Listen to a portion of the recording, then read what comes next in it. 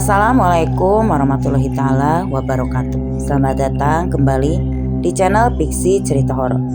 Untuk kisah kali ini ada sebuah kisah yang berjudul Teluh Piring Sedapur, santet tanah Jawa yang paling mematikan. Kisah ini diambil dari akun Twitternya Agil R. Saputra. Dan untuk seperti apa kisahnya, mari kita masuk ke ceritanya. Semua nama tokoh dan tempat sengaja disamarkan untuk menjaga identitas dan juga privasi dari pihak yang terlibat di dalamnya. Temanggung 1990, Santoso Sorso Miharjo adalah seorang juragan cengkeh yang cukup mapan kala itu. Sudah 10 tahun terakhir ini sejak ia menikah dengan istrinya, yaitu Lasmi. Ia meneruskan usaha milik mendiang ayahnya, yaitu usaha cengkeh. Usaha cengkehnya cukup berhasil. Tentu juga dengan bekal titel insinyur pertanian miliknya. Santoso sukses mengembangkan usaha milik ayahnya menjadi lebih besar. Dalam pernikahannya, Santoso dikaruniai 2 orang anak. Anak pertamanya bernama Ningrum, berumur 10 tahun, dan adik laki-lakinya yaitu Panggih berusia 5 tahun. Mereka semua hidup bahagia di sebuah rumah yang besar bergaya era 60-an. Maklum, itu rumah warisan dari mendiang orang tua Santoso. Santoso itu anak tunggal. Untung saja orang tua Santoso sejak dulu tidak pernah memanjakannya. Jadi ketika ditinggal, Santoso bisa dengan lancar meneruskan usaha peninggalan orang tuanya. Sementara di situ juga ada 2 orang pembantu, yaitu Pak Selamat sebagai tukang kebun dan Bu Urip sebagai asisten rumah tangga. Mereka berdua juga hidup dan ikut tinggal bersama keluarga Santoso di Temanggung. Sekitar 1991 hingga 92, usaha cengkeh Santoso kian berkembang, menuntutnya untuk memperluas lahan dan menambah 1 gudang lagi. Namun lahan seluas 2000 meter sudah berhasil didapatnya, sementara ia harus menambah 1 gudang lagi untuk bagian penjemuran dan juga penyimpanan cengkeh. Karena desakan itulah diliriknya sebuah bangunan luas, yaitu bekas gudang cengkeh juga. Gudang itu adalah milik Pacari, seorang tetangganya. Mereka adalah sesama juragan cengkeh di era Bapak Santoso. Namun Pacari sudah lama bangkrut dan bangunan itu juga hampir disita oleh bank. Saat ini Pacari sudah meninggal dan kini bangunan itu diwariskan kepada Bowo, yaitu anaknya. Selain bangunan itu, Pacari juga mewariskan hutang-hutangnya kepada Bowo. Meski begitu, Bowo tidak meneruskan usaha cengkeh milik ayahnya. Sehingga kini, gudang bekas itu terlihat terbengkalai. Selain terbengkalai, bangunan itu juga sudah menjadi jaminan hutang untuk biaya berobat Pacari dulu ketika sakit. Menurut kesaksian Pak Selamat yang juga mengenal Bowo, ia selalu mengajukan perpanjangan kepada pihak bank agar nantinya gudang itu tidak disita, dengan alasan dia sedang menunggu sepetak sawah peninggalan orang tuanya agar terjual dulu, ya, dengan tujuan untuk melunasi hutang ayahnya. Namun kenapa Bowo tidak merelakan gudang itu saja? Toh dia juga tidak menggunakannya. Sebenarnya di sini Santoso juga ingin membelinya dengan harga yang wajar. Tapi ternyata setelah ditemui, Bowo memperlihatkan surat wasiat dari mendiang ayahnya, yang mana salah satu isinya berkata jika ia tidak memperbolehkan gudang itu untuk dijual. Sebenarnya meski ada wasiat itu, Bowo sebagai anak tertua malah diam-diam menjaminkan surat gudang itu kepada pihak bank beberapa tahun yang lalu. Di samping untuk kebutuhannya sendiri, uangnya juga digunakan untuk biaya berobat ayahnya, ucap Bowo kala itu. Pak Selamat yang juga ikut mengantar Santoso dalam pertemuan itu sebenarnya agak ragu tentang pernyataan Bowo tentang bagaimana uang itu ia gunakan.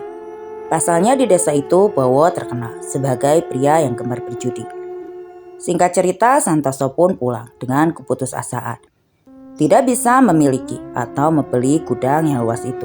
Tapi dalam hatinya ia sangat menginginkannya karena memang tempat itu bagus dan juga strategis. Disinilah ia mulai memutar otak untuk tetap bisa memiliki gudang itu. Dihubungilah petugas bank tempat Bowo berhutang dulu, karena kebetulan petugas bank itu juga adalah teman Santoso. Setelah Santoso menanyakan perihal tanah gudang itu, ia mendapat sebuah info kalau tagihannya sudah macet hampir selama 1 tahun dan akan disita oleh pihak bank. Tapi di situ Bowo selalu mengajukan perpanjangan dengan alasan akan menjual sawahnya untuk melunasi semuanya. Tapi tampaknya perpanjangan itu batas tenggangnya juga sudah hampir habis. Dan berbekal informasi itulah, Santoso bersabar dan memantau perkembangan sembari mungkin dalam hatinya ia berdoa buruk agar gudang itu disita dan dilelang oleh pihak bank. Singkat cerita, sekitar 1 tahun kemudian, gudang itu akhirnya benar-benar disita oleh bank dan akan dilelang di kemudian hari. Kabar itu tentu membuat Santoso cukup senang. Ia benar-benar ingin memiliki gudang seluas 1.700 meter itu. Berbekal kenalan petugas bank, di sini Santoso agak bertindak licik. Entah bagaimana ia bermain dengan petugas lelang demi memenangkan proses pelelangan lahan gudang itu. Singkat cerita, hari pelelangan pun tiba dan sesuai prediksi, Santoso berhasil memenangkan lelang itu dan Santoso menjadi pemilik sah dari tanah gudang itu. Tapi beberapa bulan kemudian, setelah gudang itu mulai digunakan oleh Santoso, mulailah terjadi kejadian-kejadian aneh yang lebih tepatnya dialami oleh semua orang yang menghuni rumah Santoso. Kejadian ganjil ini pertama dialami oleh Pak Slamet dan juga Mbok Urip. Malam itu sekitar pukul 1 dini hari, tiba-tiba mereka berdua mendengar suara langkah kaki dengan senda bakiak yang terdengar seperti berjalan mengelilingi rumah. Tentu Pak Slamet dan Mbok Urip lah yang mendengarnya dengan jelas. Karena suasana malam hari di desa tentu sangat hening. Selain itu karena tempat mereka tidur berdempetan dengan benteng rumah, tepatnya di bagian paling belakang. Agak mustahil bila suara itu terdengar dari rumah utama, karena jarak benteng dengan rumah utama memang agak jauh. Mbok Urip dan Pak Slamet yang tidurnya merasa terganggu, memutuskan untuk keluar untuk memeriksa suara itu. Dan ternyata ketika mereka sampai di luar, suara bagian itu masih ada. Suara itu semakin jelas dan kini terdengar berjalan mendekat ke tempat mereka berdiri, semakin mendekat. Hingga akhirnya sosok yang berjalan itu mulai terlihat wujudnya. Terlihat seperti orang biasa, namun rambutnya panjang dengan cara berjalan yang agak aneh. Sedikit seperti menggeliat, sosok itu sepertinya seorang wanita. Beberapa meter berjalan, sosok itu sekarang berhenti. Mungkin karena melihat mereka berdua yang sedang mengamati. Meski begitu, ia tak pergi atau bahkan menghilang.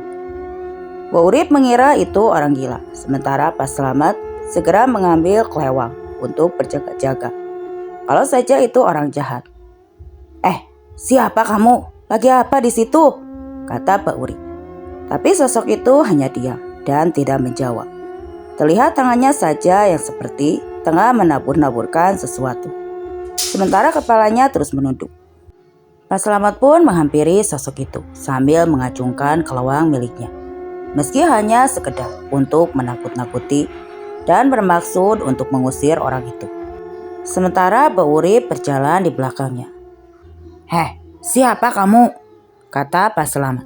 Namun sosok itu tidak kunjung pergi. Kini semakin dekat, semakin terlihat pula tangannya yang memang sedang menabur-naburkan sesuatu. Di sekeliling rumah Santoso, Pak Slamet dan juga Mbok Urip pun semakin mendekat dan kembali menanyainya. "Woi, pergi kamu, wong gendeng!" teriak Pak Slamet. Mendengar ucapan itu, sosok itu pun menoleh. Dan disinilah Pak Slamet beserta Mbok Urip dibuat begitu terkejut. Karena sosok itu ternyata tidak berwajah. Sosok itu terus menabur-naburkan sesuatu di atas tanah milik Santoso.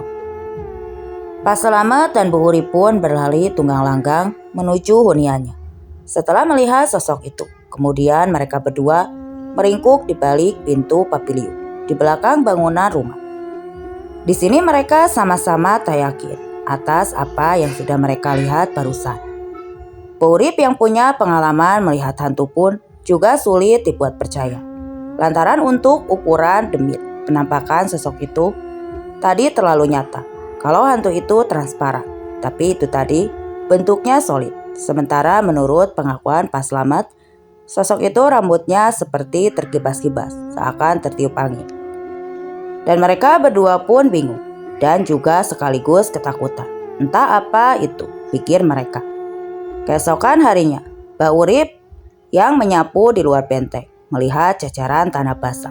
Warna tanah itu terlihat sangat jelas dan juga kontras dengan tanah lain di sekitarnya. Sembari menyapu, Mbak Urip pun terus mengikuti arah taburan tanah itu. Dan ternyata jajaran tanah itu hampir mengelilingi rumah Santoso yang notabene memiliki lahan rumah yang cukup luas.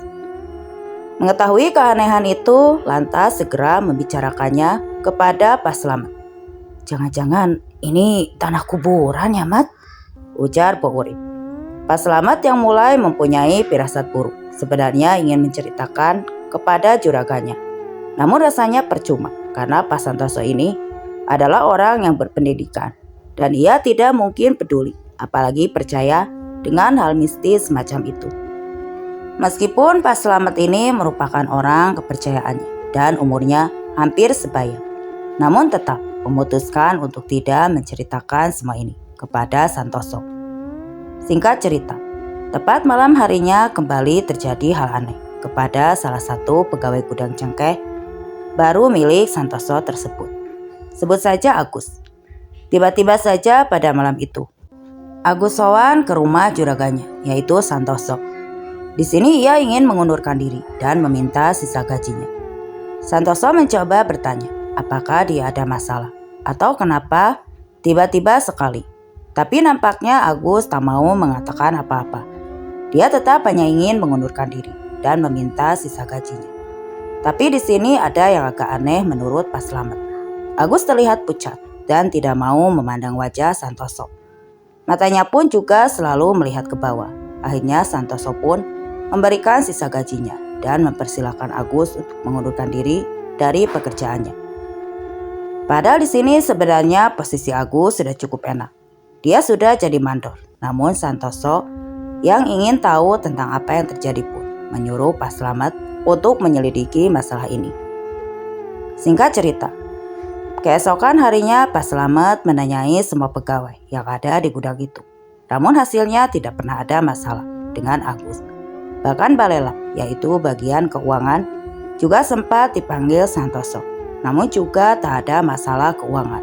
Di sini Santoso pun pasrah dan melupakan semua itu. Hari pun berlalu, tapi di sini Pak Slamet masih penasaran dan mempunyai firasat lain tentang alasan keluarnya Agus.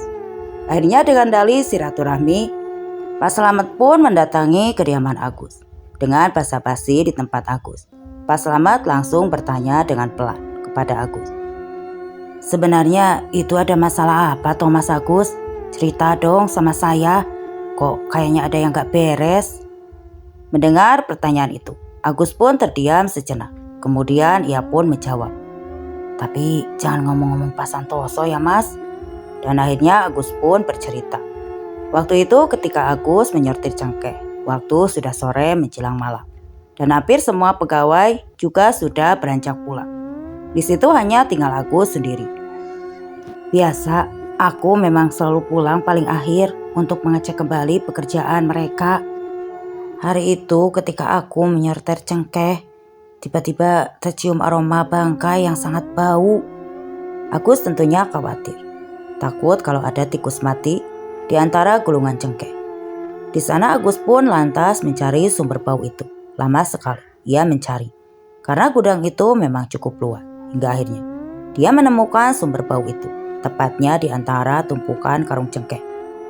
"Wah, aku harus lapor sama juragan ini," ujar Agus. Takutnya benar ada bangkai di antara tumpukan itu.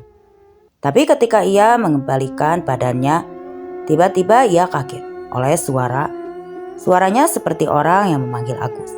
Agus pun sontak menoleh ke arah tumpukan karung itu, dan Agus terpaku ketika melihat sosok yang memanggilnya.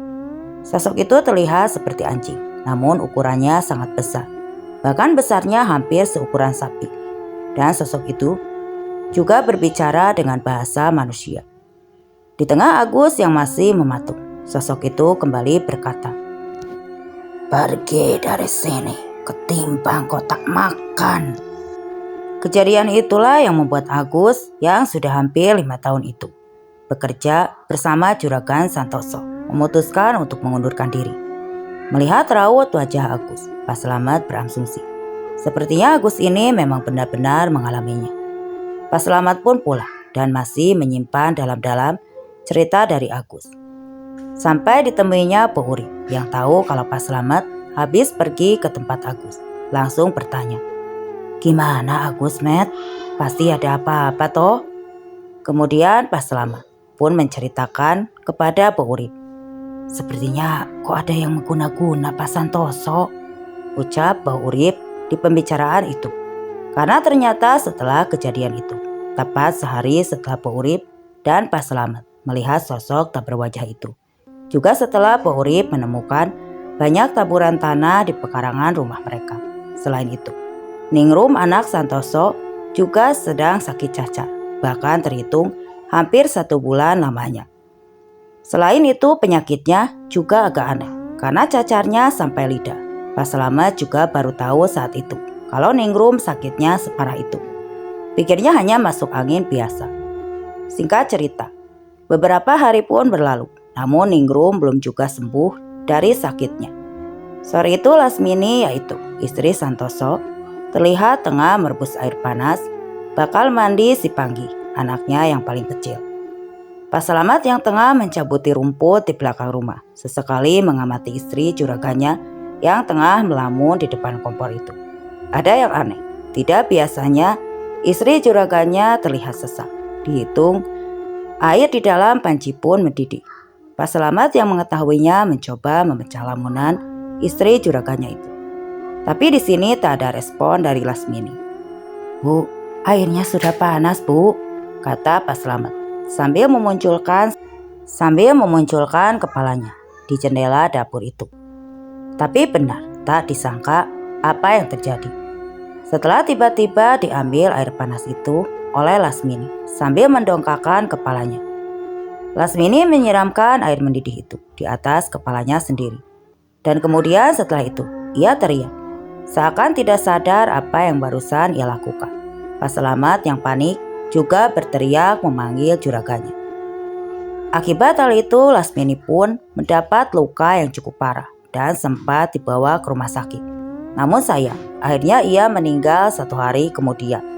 Meski begitu, Slamet tak menceritakan apapun tentang apa yang sebenarnya dilihatnya sore itu, sehingga saat kematian Lasmini masih dianggap sebagai kecelakaan oleh Santoso. Tapi tidak bagi Pak Slamet. Baginya kematian Lasmini sangatlah tidak beres, karena dia menyaksikan dengan mata kepalanya sendiri kematian Lasmini, istri juragannya. Kematian Lasmini tentu membawa duka yang cukup mendalam bagi keluarga Santoso, tak terkecuali bagi Pak Slamet dan Bu Urip. Pasalnya meski mereka hanyalah pesuruh, Lasmini selalu memperlakukan mereka seperti keluarga sendiri. Seperti makan bersama, membelikannya pakaian, dan lain-lain. Masih dalam masa berkabung setelah kepergian Lasmini, Ningrum, yaitu anak sulung Santoso, juga belum sembuh. Bahkan penyakit cacar air Ningrum juga semakin parah. Penyakit itu menjalar sampai ke dalam lubang telinga, lubang hidung, dan juga lidahnya. Keadaan Ningrum sangat memprihatinkan. Hingga sudah hampir 2 bulan ini, Ningrum di rumahnya terbaring di tempat tidurnya. Bahkan ketika sang ibu meninggal, ia tak sempat melihat jasadnya untuk yang terakhir kalinya. Sementara itu juga ada hal janggal yang sebenarnya sempat terabaikan, yaitu nasi yang cepat membusuk. Hal itu juga terjadi pada keluarga ini. Pak Urip sebagai pramusaji sering dimarahi oleh Santoso perihal nasi busuk ini. Tapi mau bagaimana lagi, padahal itu nasi baru yang baru dimasak esok hari. Namun siangnya sudah membusuk, menguning, dan juga berlendir. Hari pun berlalu, terjadilah sebuah kepulangan lagi bagi keluarga Santoso. Belum genap 40 hari Lasmini meninggal. Kini Ningrum juga pergi untuk selama-lamanya menyusul sang ibunda. Kejadiannya esok hari seperti biasanya. Setiap pagi, Pak Urip hendak pergi ke kamar Ningrum untuk memberikan makanan. Pagi itu melihat hal yang tidak biasa. Ningrum terlihat tidur tengkurap dengan selimut yang menyingkap dengan pelan. Mbak Urip mencoba membangunkannya, tapi tak ada respon. Di sini, Mbak Urip sudah mempunyai firasat yang tidak enak. Dengan perlahan, ia memegang kaki Ningrum, namun ternyata sudah dingin. Mbak Urip yang takut langsung bergegas melaporkannya kepada sang juragan Santoso.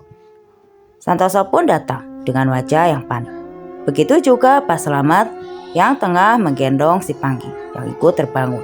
Karena kehebohan pagi itu, dihampirilah tubuh Ningrum oleh sang ayah dengan suara bergetar, seakan tahu hal buruk tengah terjadi. Santoso memegang tubuh anaknya juga, sedikit menggoyang-goyangkan, karena tak kunjung dapat respon. Santoso pun langsung membalikkan pada Ningrum dengan perlahan, namun ia tampak kesulitan. Karena badan yang sudah kaku, seketika Santoso sadar jika anaknya sudah tiada. Ia menangis terisak dengan suara parau. Apalagi ya Allah. Slamet pun segera menyerahkan Pangki yang juga menangis kegendongan Pak Urip untuk dibawa keluar. Pak Slamet pun segera merangkul dan memapa juragannya menuju ruang tamu. Sementara itu sembari menggendong Pangki, Pak Urip mengabarkan kabar duka ini kepada tetangga-tetangga terdekat kalau Ningrum sudah meninggal. Sejak kepergian Ningrum, kini Pak Urip dan Pak Slamet diminta untuk tinggal di rumah utama untuk menjaga Pangki. Sementara itu, perihal nasi busuk juga terus saja terjadi. Tapi tampaknya Santoso belum menyadari atau peduli tentang kejanggalan-kejanggalan yang belakangan ini menimpa hidupnya. Ya karena ia masih berpikiran rasional. Sampai pada suatu hari, ketika Santoso, Pangki, Pak Slamet, dan Pak Urip menonton TV bersama, terdengar sebuah ledakan keras dari arah teras rumahnya. Santoso yang pertama kali keluar, begitu terkejut dan segera memanggil Pak Slamet. Terlihat di situ, lantai teras sudah pecah dan menonjol keluar. Pak Slamet dan juragannya pun memegang lantai itu. Terlihat sedikit berasap dan juga agak hangat. Santoso kembali mencoba logikanya. Hal ini memperkirakan kalau ini adalah akibat dari penuaian gas yang dihasilkan oleh sepi tank. Tapi Santoso juga agak keheranan. Pasalnya, sepi tank rumahnya itu berada jauh, 30 meter, kala belakang rumah Santoso. Santoso pun akhirnya menyuruh Pak Slamet untuk membongkar pecahan lantai itu. Dan saat itu juga, dan apa yang ditemukan oleh Pak Slamet sungguh mengherankan. Di balik lantai itu, Pak Slamet menemukan selembar kain kapan yang bertuliskan aksara Jawa. Santoso yang melihat itu pun langsung merebutnya. Di sini ia juga tampak keheranan. Kain itu pun dibawa masuk dan diletakkan di meja ruang tamu. Di situ Santoso dan Pak Slamet duduk berdiam-diam, seakan mereka berdua memikirkan sesuatu. Dan akhirnya Pak Slamet pun mulai membuka suara perihal kecurigaannya tentang kejadian akhir-akhir ini. Santoso pun terus membantah dan tidak percaya. Tapi di sini, Pak Urip yang mendengar pembicaraan dari ruang TV pun ikut datang dan berbicara. Dari kejadian wanita tanpa wajah, anjing besar yang dilihat Agus, hingga kronologi sebenarnya tentang kematian sang istri. Semua diceritakan Pak Slamet. Malam itu, mendengar semua kebenaran ini, Santoso pun kaget dan sedikit gemetar. Bisa saja ini teluh loh Pak Santoso, kata Pak Urip. Santoso yang sudah mulai percaya pun tidak mau gegabah. Ini semua belum pasti benar atau tidaknya. Kita bilang dulu saja dengan Mbah Kiai Mangun, ucap Santoso. Mbah Mangun adalah salah satu sesepuh yang dituakan di desa itu. Singkat cerita, hari itu juga Pak Slamet dan Agus sowan ke tempat Mbah Mangun untuk menanyakan perihal banyaknya keanehan yang terjadi di rumah Santoso. Sampai akhirnya, beliau pun mau datang ke rumah. Beliau datang untuk memeriksa kain kapan yang ditemukannya di balik lantai yang meledak tadi malam. Mbah Mangun pun mulai keliling di sudut-sudut rumah sembari berzikir dan sesekali menepuk-nepuk dinding rumah Santoso. Setelah selesai, beliau kembali duduk di ruang tamu dan berbicara kepada Santoso sambil membakar kain kapan itu di sebuah asbak. Bamangun berkata, "Iki tu teluh Jawa, molone ono telu, pikiran, bondo, lan penyakit." Teluh Jawa, menurut Bamangun, itu malah petakannya ada 3, yaitu 1. Mempengaruhi pikiran. Ini mungkin berhubungan dengan kejadian kematian Lasmini. Seperti yang tadi saya ceritakan, Lasmini tanpa sadar menyiramkan air panas ke kepalanya. Kedua, penyakit ini mungkin yang dialami oleh Ningrum. Ketiga, harta. Di sini harta boleh diartikan sebagai usaha. Mungkin ini nyambung dengan kejadian Agus, yaitu salah satu pegawai di gudang cengkeh yang mengaku sudah didatangi oleh anjing besar yang bisa bicara, atau mungkin bencana itu belum terjadi. Dan sejak kejadian itu, Agus itu ternyata banyak juga pegawai di gudang cengkeh itu yang mengaku diteror oleh makhluk yang mirip anjing. Dan juga satu persatu pegawai berkurang mulai dari pengunduran diri karena takut dengan ini. Tentu akan mempengaruhi usaha cengkeh milik Santoso. Di sini Santoso pun mulai berpikiran buruk dan menuduh, kira-kira siapa yang mengirim teluh ini? Jangan-jangan ini ulah Bowo, batin Santoso. Entah kenapa juga Bamangun tiba-tiba terburu-buru berpamitan saat itu. "Besok saya kesini lagi," kata Bamangun. Malam itu tentu mereka tak bisa tidur, terutama Santoso yang terlihat duduk di ruang tamu sembari membuka catatan keuangannya. Sementara Bo Urip terlihat tidur bersama Pangki di depan TV di ruang tengah. Pak Slamet yang melihat juragannya belum tidur pun berinisiatif menawarkan kopi, dan mereka pun duduk berdua di ruang tamu itu. Santoso yang terlihat kalut dan tidak fokus seketika langsung berkata, "Kalau aku mengira ini ulah Bowo Thomas," kata Santoso pada Pak Slamet. Pak Slamet pun menjawab, "Bisa saja Mas, tapi kita harus mikir gimana caranya membentengi rumah ini." Sampai akhirnya percakapan itu pun berakhir dan mereka beranjak untuk tidur. Santoso tidur di kamarnya dan Pak Slamet tidur di kursi sofa ruang tamu itu. Beberapa jam kemudian, sekitar jam 2 malam, Pak Slamet yang sebenarnya masih tidur ayam. Pandangannya dialihkan oleh sosok yang tiba-tiba terlihat duduk di depannya. Pak Slamet yang kaget sembari mengusap matanya, terus memandangi sosok yang berada kira-kira 2 meter dari tempatnya. Karena suasana agak gelap, sosok itu tidak terlihat jelas. Hanya bayangan hitam yang nampak duduk mematung di kursi itu.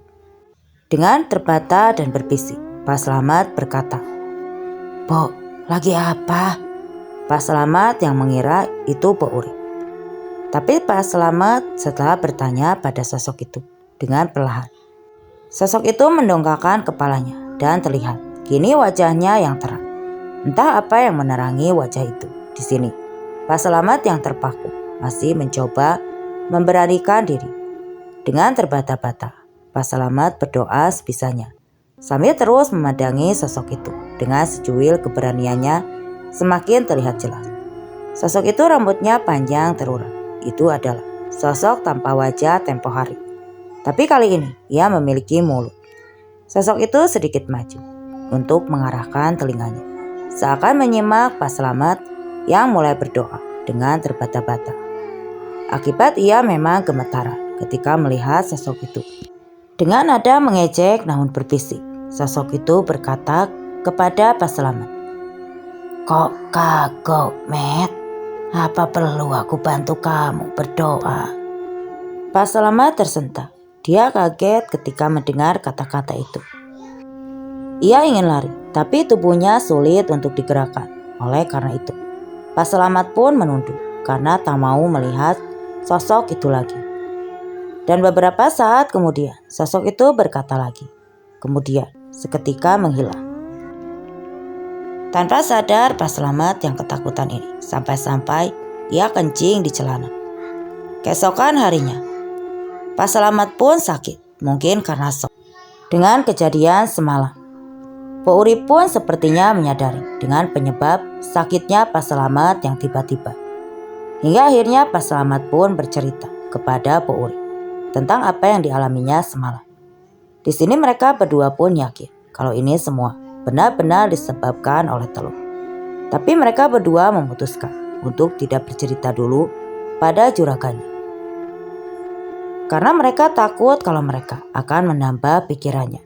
Pak Slamet sendiri sakit kurang lebih selama 3 hari. Namun kemudian berangsur sembuh. Beberapa hari kemudian ada kejadian yang janggal lagi. Entah apa ini juga berhubungan dengan teluh itu atau tidak. Yang jelas ini adalah musibah yang cukup membuat Santoso terpuruk. Gudang yang ia beli dari pelelangan itu tiba-tiba terbakar habis hanya dalam semalam.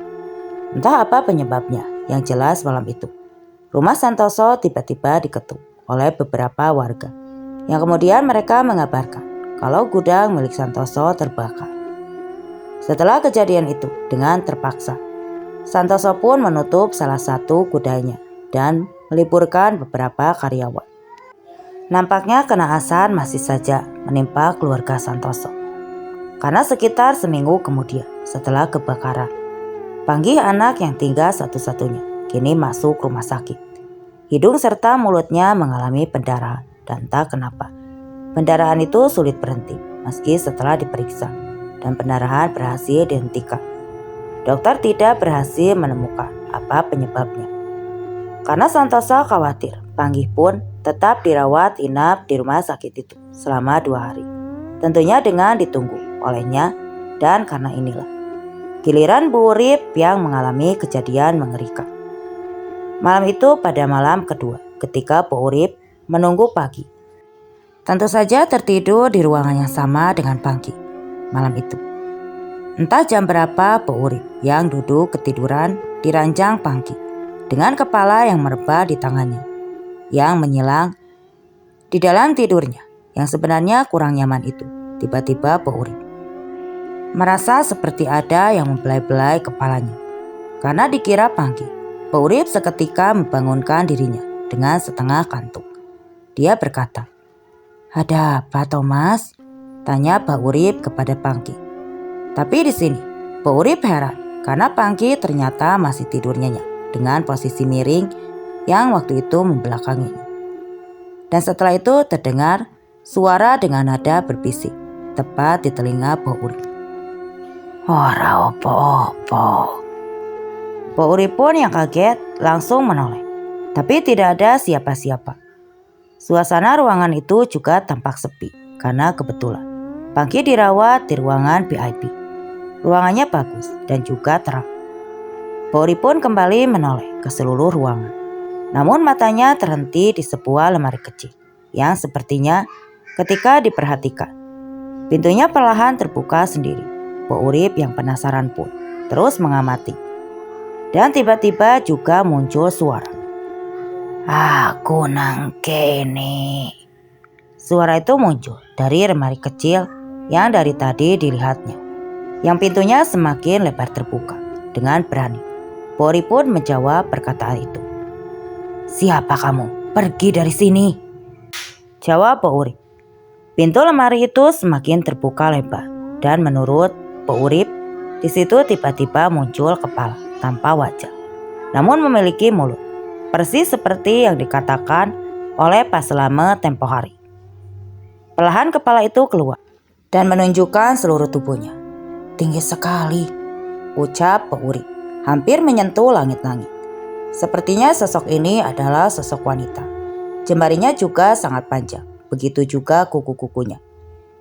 Ia menggeliat seakan seperti sedang menari, dan beberapa saat kemudian, dengan lantang sosok itu berkata, "Aku samber nyowo, aku arep tilek."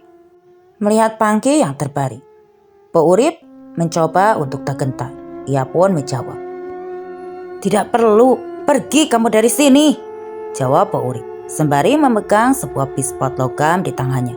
Tapi sosok itu malah tertawa-tawa. Po Urip yang pikirannya pun sudah kacau balau. Dia melemparkan pispot itu ke arah sosok itu sembari berkata, "Allahu Akbar." Sosok itu pun hilang. Kini Po Urip menangis, meringkuk di lantai. Karena sebenarnya Po Urip merasa sangat ketakutan. Tapi apa mau dikata? Ternyata gangguan malam itu belum selesai. Beberapa saat kemudian, Po Urip dibuat semakin menangis ketika terdengar suara wanita sedang menyanyikan lagu Jawa. Suaranya merdu dan mendengung di ruangan itu. Po Urip pun menutup kedua telinganya. "Sudah, tolong!" Dan sembari ia terus menangis, suara nyanyian itu pun terus-menerus terdengar di ruangan itu. Hingga suara itu pun berhenti seiring dengan azan subuh yang mulai terdengar dan tampak lalu lalang aktivitas rumah sakit juga.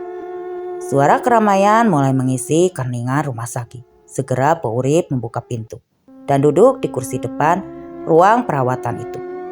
Ia tampak pucat dan lesu. Sungguh, itu adalah malam terberat untuknya. Untungnya pagi harinya sudah bisa diperbolehkan untuk pulang. Anehnya, sesampainya di rumah, ada sesuatu yang berubah dalam diri Pangky. Ia sekarang jadi pendiam, tidak seperti kemarin. Untuk seukuran anak kecil, ia tampak seperti orang dewasa. Sekiranya 4-5 hari berlaku. Kini Pangky sangat rajin mengaji. Hal itu terlihat dari setiap ia yang selalu siap dengan baju kokonya. 1 jam sebelum guru ngajinya datang, Pangky selalu siap menunggu dengan rapi di ruang tamu. Pangky pun juga mulai ngeyel dan sering merengek kepada sang ayah. Tak kala ia mengajak sang ayah untuk sholat tepat waktu. Perubahan yang sangat baik memang, bisa dibilang 180 derajat. Tidak seperti dulu, yang selalu manja dan agak pemalas. Singkat cerita, waktu itu sekitar sore hari menjelang malam. Setelah Pangky mengaji, tiba-tiba listrik padam. Meski begitu, Pangky masih memiliki tugas sekolah yang harus dikumpulkan esok hari. Akhirnya mau tidak mau, Pangky pun mengerjakan PR-nya dengan menggunakan bantuan lampu templok atau lampu lentera di samping meja belajarnya. Pangky pun belajar dengan ditemani sang ayah, sementara Pak Slamet sedang sibuk menyalakan lampu patromak di halaman belakang.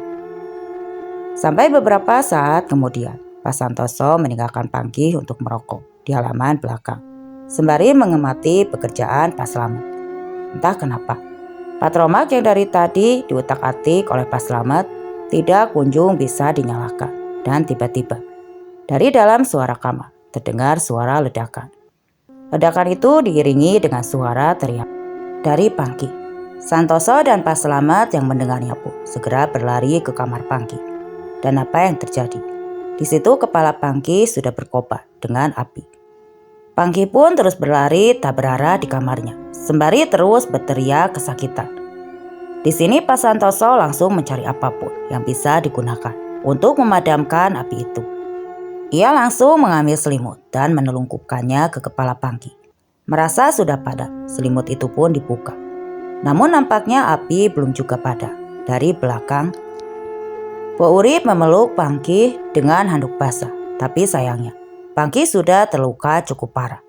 Melihat parahnya luka itu, Pangky pun segera dilarikan ke rumah sakit.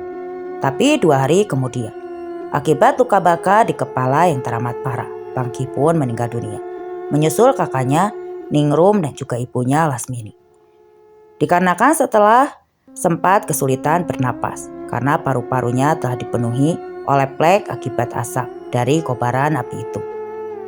Kejadian malam itu sangat cepat dan entah bagaimana caranya, lentera yang ada di sampingnya tiba-tiba pecah dan mengenai kepala Pangky.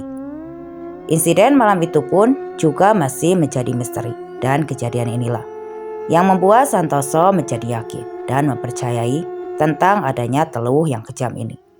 Lantas bagaimana kabar Mbah Mangun yang dulu ingin datang lagi ke rumah? Ternyata sejak kejadian sore itu, Mbah Mangun jatuh sakit. Menurut cerita Pak Slamet, Mbah Mangun sempat bertarung dengan sosok jin wanita tanpa wajah itu. Kita sebut saja namanya Sumber Nyawa. Meski ia memiliki ajian juga, namun nyatanya Mbah Mangun menganggap teluh ini begitu kuat dan terlalu kuat kalau harus dihadapi sendirian. Karena inilah Mbah Mangun tidak bisa menepati janjinya, bukan karena takut, Tapi ia memang harus memulihkan energinya dulu agar bisa datang di kemudian hari. Kembali ke cerita masa berkabung, kepergian Pangki juga masih hangat dan belum sampai 7 hari. Santoso tampak gusar dan marah. Ia sama sekali tidak bisa berkonsentrasi ketika membaca tahlil untuk anaknya. Sampai akhirnya Santoso terlihat terburu-buru dan ekspresi marah. Ia agak berlari menuju ke belakang rumah. Pak Urip yang berpapasan di dapur pun segera memberitahukan hal itu kepada Pak Slamet. Karena ia memiliki firasat buruk, ia pun memberitahu Pak Slamet untuk segera mengejar Pak Santoso di dalam gudang. Terlihat Santoso sedang mengobrak-abrik tempat perkakas. Ternyata ia mengambil sebilah sapi dan kemudian ia berlari lewat samping rumahnya. Melihat itu, Pak Slamet pun mengejar sambil memberitahukan kepada warga yang masih berada di rumah selepas acara tadi malam. "Pak Santoso ngamuk!" begitu teriak Pak Slamet. Para warga kini berhamburan untuk mengejar Santoso yang ternyata pergi ke rumah Bowo. Untunglah di situ ada sebuah pagar pembatas hingga Santoso tidak bisa langsung masuk ke dalam rumah Bowo. Di depan pagar Santoso berteriak, "Keluar kamu bangsat! Sudah cukup. Sekarang kalau berani hadapi aku langsung. Ayo, tarung sampai mati." Kala itu warga sama sekali tidak berani mendekat. Karena Santoso ini memang sosok yang sangat dihormati di desa itu. Hanya Pak Slamet yang berani mendatanginya. Perlahan, "Sabar mas, heling," kata Pak Slamet. "Tidak bisa Mas Slamet, dia harus mati. Dia harus tanggung jawab." Situasi itu pun semakin memanas. Tak kalah Santoso menendang-nendang pagar rumah Bowo, sembari ia terus berteriak untuk menentang Bowo. Mendengar keributan itu, untungnya tak lama Mbah Mangun datang. Beliau merangkul dan menenangkan Santoso, sembari perlahan ia merebut cerulit yang kemudian berkata, "Sudah, yang sabar. Kita tidak bisa membuktikannya. Bisa-bisa nanti kamu malah di penjara." Mas Santoso baru sadar. Suasana meredam, Bowo malah keluar dari rumahnya dan memperkeruh suasana. Dengan mukanya yang pucat, ia pun berkata, "Ada apa Mas Santoso?" Sontak emosi Santoso kembali memuncak. Namun kali ini ia berhasil dipegangi oleh para warga. Tampaknya Bowo sendiri ketakutan dan terus berkata, "Aku benar-benar tidak tahu." Namun di ujung pembicaraan mereka, tampaknya Bowo keceplosan. Ia berkata, "Kalau aku punya salah, aku minta maaf. Bukan aku yang mengguna-guna keluargamu," ucap Bowo. Dan permintaan maaf ini tentunya sedikit menjelaskan jika memang Bowolah sang pengirim teluh tersebut. Pendapat ini juga diperkuat karena memang dari dulu keluarga Pak Carik atau ayah Bowo memang terkenal suka main halus dengan orang-orang yang tidak disukainya. Orang satu kampung juga tahu tentang kabar ini. Itu cuma karena memang hal seperti itu sulit dibuktikannya. Akhirnya cuma hanya menjadi omong kosong, omongan belaka warga. Warga sempat mengira sejak kematian Pak Carik, Bowo sudah hilang tajinya. Namun ternyata sifat itu menurun ke anaknya. Singkat cerita, setelah berhasil diterangkan lagi, segera Santoso diajak pulang oleh Mbah Mangun dan juga Pak Slamet. Sesampainya di rumah, Santoso pun menangis histeris, menangisi kehidupannya yang memang begitu tragis. Ditinggal oleh seluruh keluarganya dan hanya tersisa ialah seorang diri. Di sini Mbah Mangun menenangkannya dan akan menangani masalah ini dengan mengajak temannya. "Sementara kamu baca ini dulu Mas Santoso," kata Mbah Mangun sambil menyodorkan sebuah kertas yang bertuliskan Sholawat Naria. Setelah itu Mbah Mangun pun langsung berpamitan. Malam itu dilewati oleh Santoso, Pak Slamet, dan Pak Urip yang dengan datar dan sangat hampa. Mereka terlihat tak saling bicara, seakan bingung untuk mencari topik yang pas untuk dibincangkan. Malam itu terlihat Santoso dengan muka sayu, terus memegang tas, sembari terus membaca Sholawat Naria di kertas yang tadi diberikan oleh Mbah Mangun. Menit dan jam pun berlalu. Santoso terlihat berjikir di depan ruang TV. Sementara Pak Slamet sedang merokok di belakang rumah. Tiba-tiba terdengar sayup-sayup suara wanita sedang bernyanyi dengan syair Jawa. Mendengar itu, bulu kuduk Pak Slamet pun berdiri. Ia langsung buru-buru masuk ke dalam rumah. Pak Urip yang sepertinya juga mendengarnya terlihat berlari kecil dari pavilion menuju ke rumah utama. Segera mereka berdua menemui sang juragan yang tampak kaget. Karena Santoso ternyata juga mendengar suara itu. "Dengar gak Mas, Bu?" tanya Santoso. Sembari mereka saling mendekatkan telinga untuk mengamati. "Iya Mas," jawab Pak Slamet. Pak Slamet dan Pak Urip, Santoso pun menyuruh Pak Slamet untuk menutup semua pintu dan jendela. Mereka kini duduk merapat bersama di ruang TV.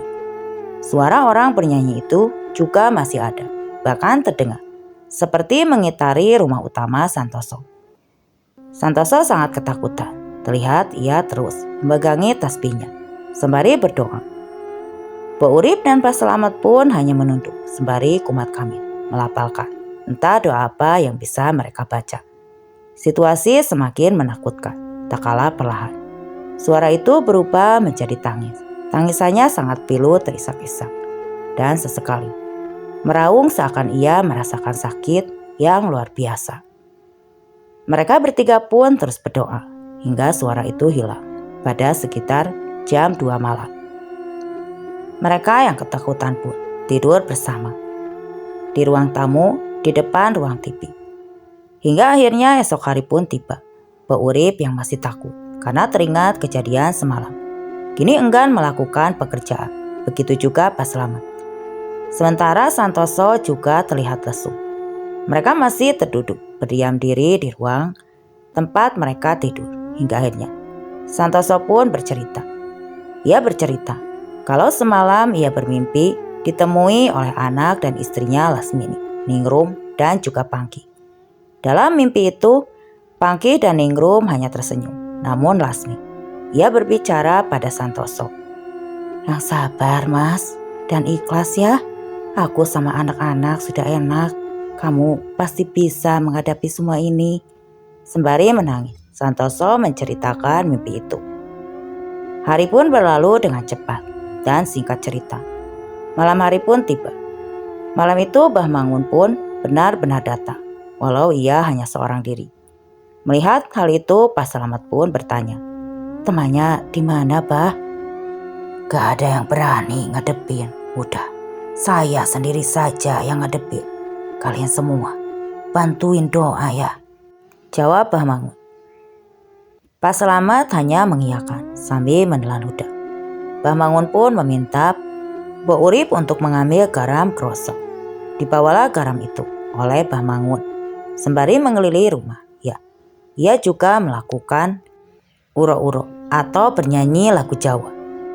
Sementara itu Pak Santoso, Pak Slamet dan Pak Urip menunggu di dalam rumah. Setelah selesai, Bah Mangun pun masuk lagi dan di sini beliau sedikit bercerita.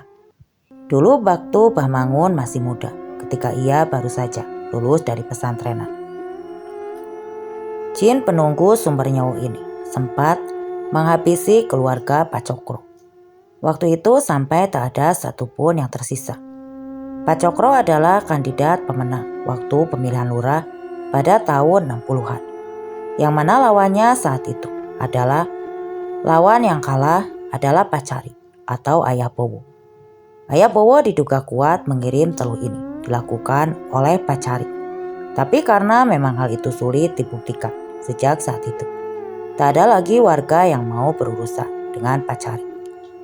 Jadi di sini mulai terang kenapa mereka semua menduga kuat jika memang Bowolah yang mengirim teluh itu. "Apa perlu dibalikan saja, Mbah?" ucap Pak Santoso. "Tidak perlu, Nak. Kalau begitu, apa bedanya kita untuk mengembalikan teluh itu kepada si pengirim?" jawab Bah Mangun.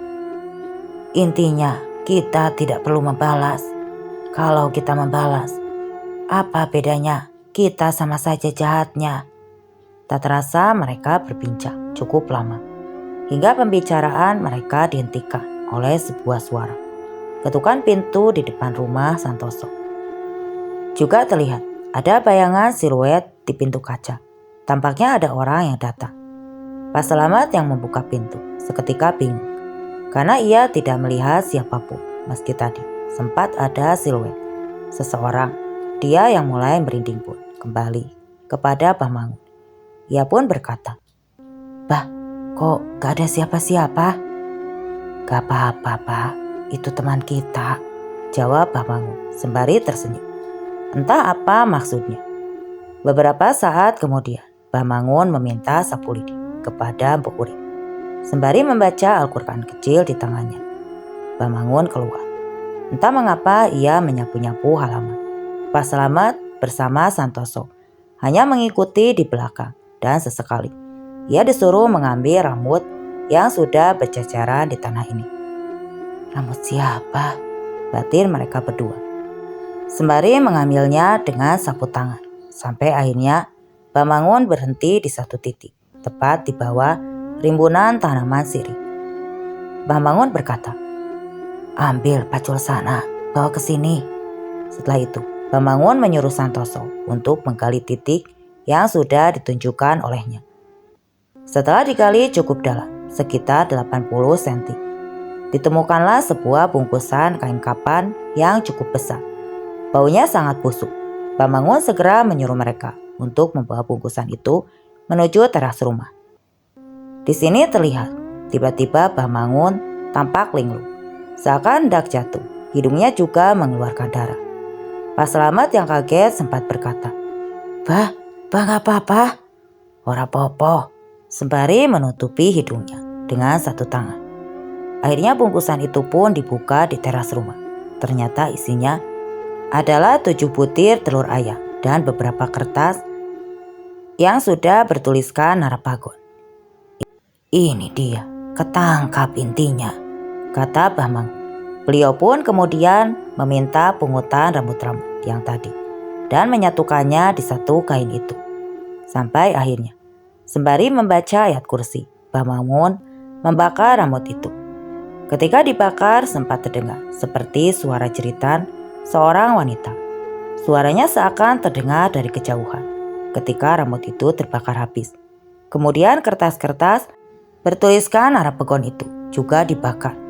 Setelah itu giliran 7 telur itu dibuka. Setelah dipecahkan, isi telur itu hitam pekat dan mengeluarkan bau yang sangat busuk.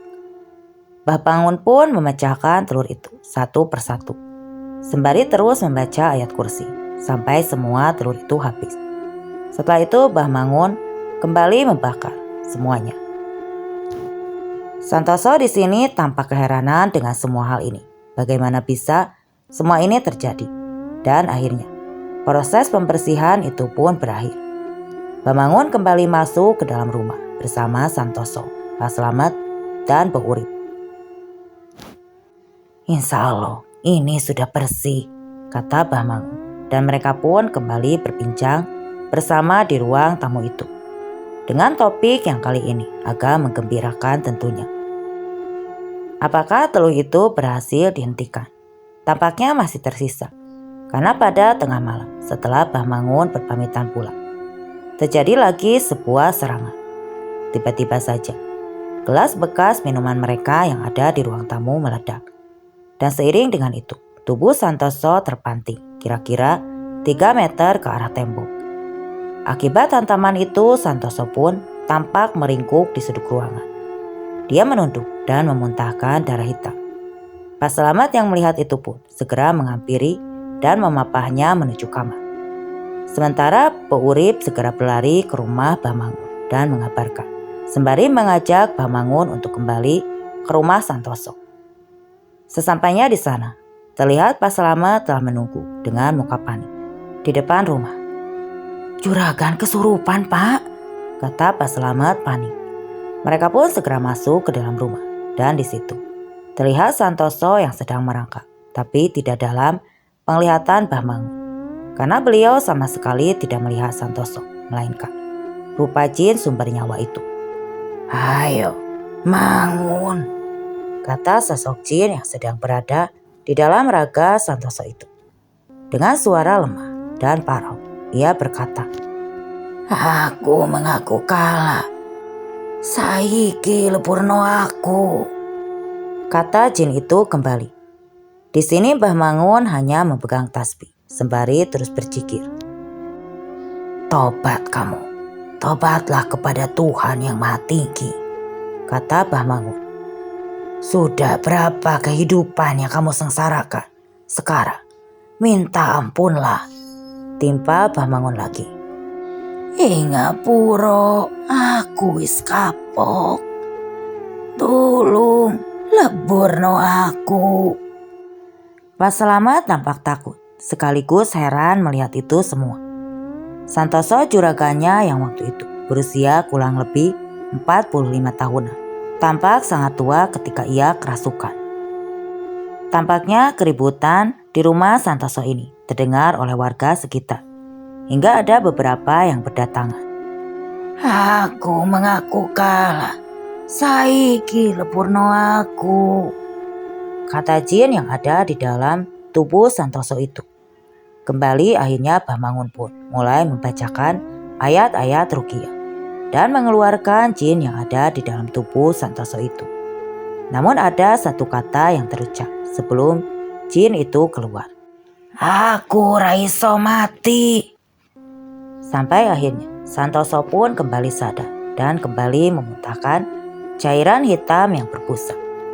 Dan disinilah teluh itu benar-benar berakhir. Menurut penjelasan Mbah Mangun, teluh Jawa ini pada zaman dulu dikenal dengan nama teluh pering sedapur, dengan media jin yang dikirim untuk memberikan penyakit dan mempengaruhi pikiran target yang dituju. Biasanya karena kedahsyatan teluh ini tidak ada yang berhasil selamat ketika sudah menjadi target, dan nyatanya kurang dari setahun keluarga Santoso habis dan hanya meninggalkan ia seorang diri.